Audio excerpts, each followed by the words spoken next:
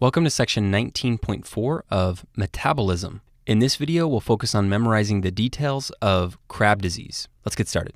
This is a scene of an eating contest. On the left side of the image, notice this man doing his best to eat as much crab as he can manage. All of the crab on the image should help you remember that this is crab disease. Did you notice anything unique about the center plate? That's right, there's a lizard decoration. Just like in other lysosomal storage disease videos, the lizard here is to help you remember that crab disease is a lysosomal storage disease. So lizard for lysosomal storage disease.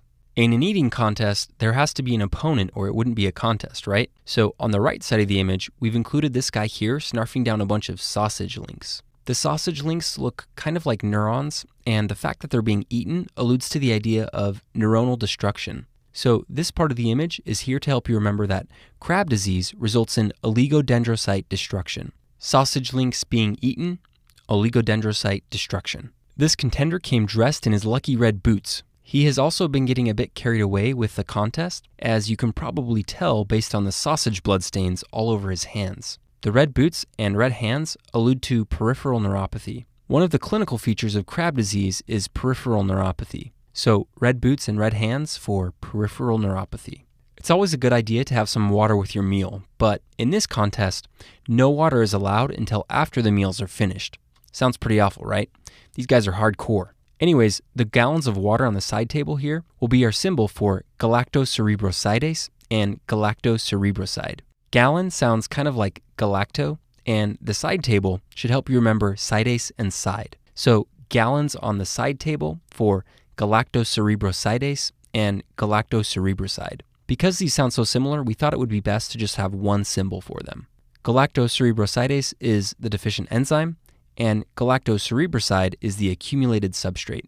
Okay, moving on. This guy here is the one who organized the event, and he's holding up the trophy as he tries to encourage the contestants. If you look at his huge smile, you can see that he appears to be kind of psycho-looking. His psycho-looking smile should help you remember that psychosine is also an accumulated substrate. Also, look closely at his eyes and glasses in relation to his humongous smile. They're pretty small, right? This is to help you remember that crab disease results in optic atrophy.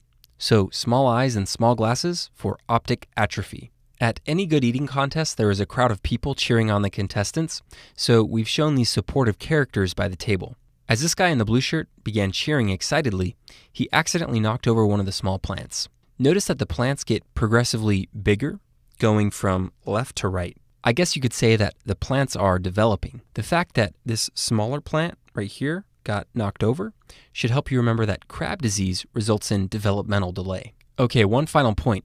This chandelier has been added to the image to help the contestants see clearly while they devour crab and sausage. Notice that it's shaped like a globe of the world. This is to help you remember that globoid cells are seen on nerve biopsies in crab disease. This is a histological image of globoid cells. The globoid cells are right here. And there you have it, everything you need to know about crab disease.